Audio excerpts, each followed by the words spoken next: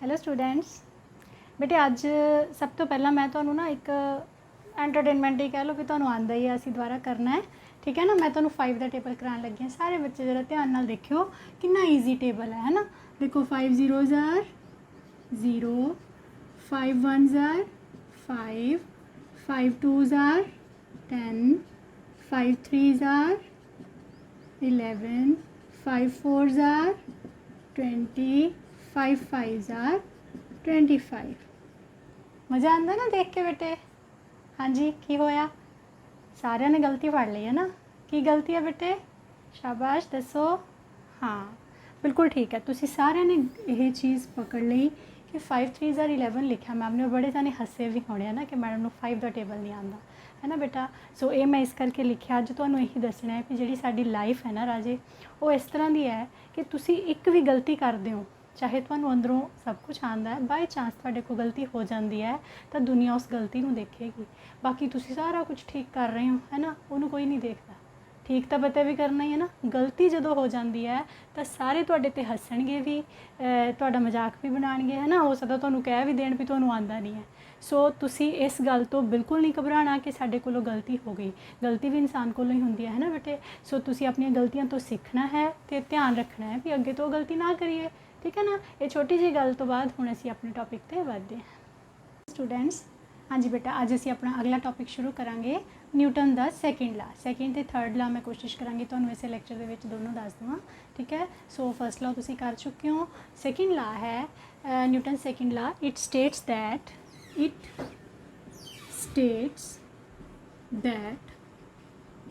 rate of change of momentum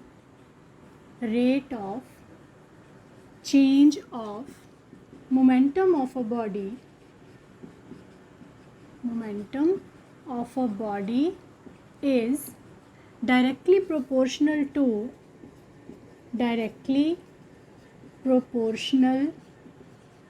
to external force applied on it। हुण इन्हां लाइनां दा की मतलब है? देखो मैं तुहानू पहलां भी दस्सिया सी, जदों असीं फोर्स अप्लाई करनी है तो मास ते वेलोसिटी का बड़ा वधिया एक सुमेल हुंदा है ना। असीं मास ते वेलोसिटी नू मिला के तां ही एक टर्म बनाई है, दैट इज़ मोमेंटम। ओके, जदों भी तुसी फोर्स अप्लाई करते हो, जे तुसी भारी चीज़ ते फोर्स लगाओगे तो ज़्यादा फोर्स लगानी पैनी है ना। जे तुसी हल्की चीज़ ते फोर्स लगाओगे उन्होंने मूव करने लई घट लगानी पैनी। सो मास का जिहड़ा कंसैप्ट है वो असीं विच लैके आना है ना। सैकेंड ला च न्यूटन ने बड़ी चलाकी दे नाल, बड़ी केयरफुली उन्हें सारा कुछ नोट किया भी किस तरह मास वधाउण दे नाल फोर्स वधानी पैंदी है ना। सो उन्हें मास ते वेलोसिटी दोनों नू मिला के जिहड़ी टर्म मोमेंटम लई सी उहदे नाल रिलेट करके दस्सिया कि जिहड़ी तुहाडी एक्सटर्नल फोर्स है वो rate of change of momentum नू डायरैक्टली प्रोपोर्शनल होनी चाहिए, ठीक है बेटा। सो हुण इहनूं असीं थोड़ा जिहा एक्सप्लेन करन वास्ते तुसीं लिखो सारे बच्चे अपनी कॉपीज़ ते लिखो, let us consider a body having mass m, it is moving with velocity v ਉਹਦੀ velocity ले ली, mass असी m ले लिया है ना। सो ਉਹਦੀ momentum कितनी हो गई? momentum of this body is given by m into v। ये तो असी पहला कर ही चुके हैं, पिछली वीडियो तो तुसी देख सकते हो मोमेंटम आ गई तुहाडे कोल, ठीक है। हुण असी की करना है कि जदों असी फोर्स अप्लाई कीती, when external force is applied, let external force तुसी ले लो बेटा F। ओके, हुण लीनियर मोमेंटम मिल गई, तुहानू फोर्स मिल गई। हुण देखो जदों ना असी स्मॉल चेंज करनी है, की कीता momentum they which small change करके देखी, वेलोसिटी वधाती या वेलोसिटी घटाती, थोड़ी जी चेंज करके देखी, नाल टाइम नोट कर लो, ठीक है। फिर वो देखा गया कि जदों वो चेंज की जी delta P upon delta T, जिन्नी ज़्यादा आप चेंज करनी चाहते सी उन्नी ज़्यादा सानू फोर्स अप्लाई करनी पैंदी सी। सो ये क्लीयर होया कि ये टर्म जिहड़ी है ये प्रोपोर्शनल है एक्सटर्नल फोर्स। ओके, हुण जदों टी बहुत छोटा छोटा रह जाता है ना तो असीं इहनूं d/dt लिख लैंदे हैं। तुहानूं अगे जाके समझ आ जाएगा ये सारा। तुसीं इहनूं F is proportional to dp upon dt लिख लेना। डेल्टा मतलब छोटी जी चेंज करके देखी है ना। सो जदों असीं कॉन्सटेंट ऑफ प्रोपोर्शनलिटी हटावांगे तो इत्थे आ जाएगा k dp अपॉन dt।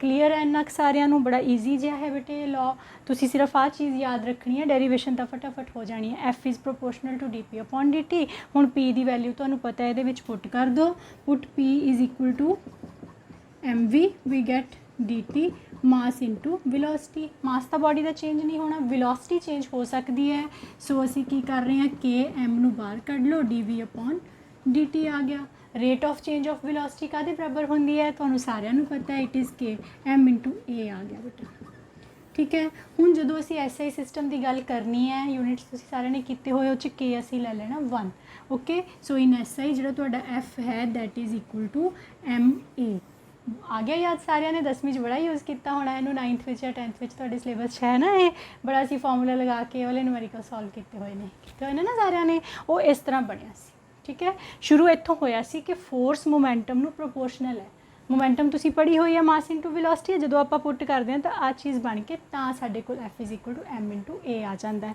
हुण इहदे नाल बेस्ड ना इस फॉर्मूले तो असी यूनिट कड्डांगे फोर्स दे यूनिट की बननी है देखो सारे बच्चे F is equal to M A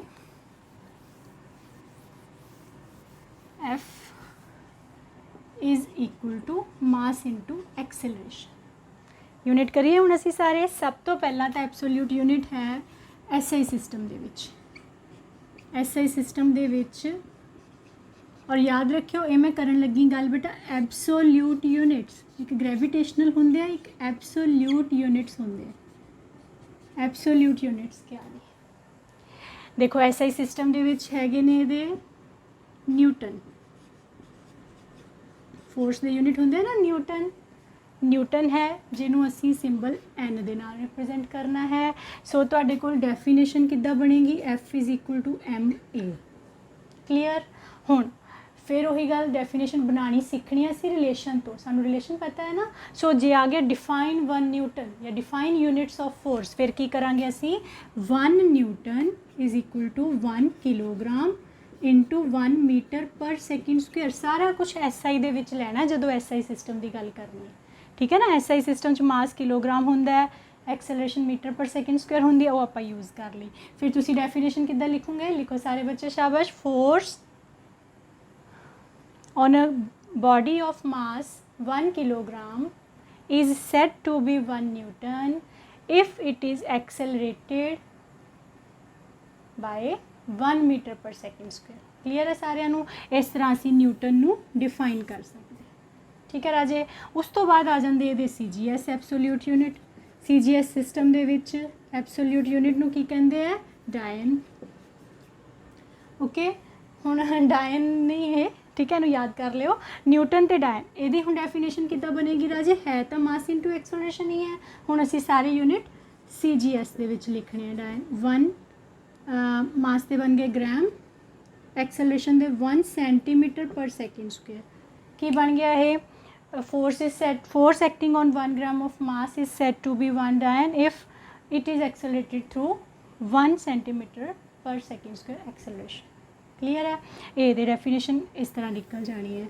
next एक बड़ा इंपॉर्टेंट क्वेश्चन वही मैं तुम्हें दस दी ना राजे 2-2 नंबर के क्वेश्चन बहुत निकलते हैं जो आप कोई छोटा जिहा पोर्शन लैने हैं मैनू पता है तुसी 9th च सारिਆਂ ने किया होया है क्योंकि अपना यूनिट ही बेटा लॉज ऑफ मोशन है जो बाई चांस तुम भुल गए हुए बच्चे इदा भी होंगे ना जो 9th च करे नंबर आ के छड्ड दिता उन्होंने सो मैं तुम्हें थोड़ा रिकॉल करा रही हूँ भी तुहाडे दिमाग च रहे जो असीं अगे यूज़ करिए तुसीं ये ना सोचो भी ये कित्थों आए सी रिलेशन है ना सो इन्हां दोनों का जिहड़ा तीसरे नंबर पर जे तुहाडे कोल आ गया तो तुहाडे 2 यूनिट्स ही हो गए हैं ना एस आई सिस्टम तीसरे नंबर पर रिलेशन बिटवीन न्यूटन एंड डायन रिलेशन बिटवीन न्यूटन एंड डायन वो की बनेगा पहला तुसी 1 न्यूटन लिख लेना कादे बराबर इनू ड्राइव करना आ जाता राजे 2 नंबर 1 न्यूटन तुसी सारे लिख चुके हो 1 किलोग्राम इंटू 1 सेंटीमीटर पर सैकेंड स्क्वेयर है इनू असी सी जी एस कन्वर्ट करना है ताही डायन बनेगा ना सो सी जी एस करने लिए की आएगा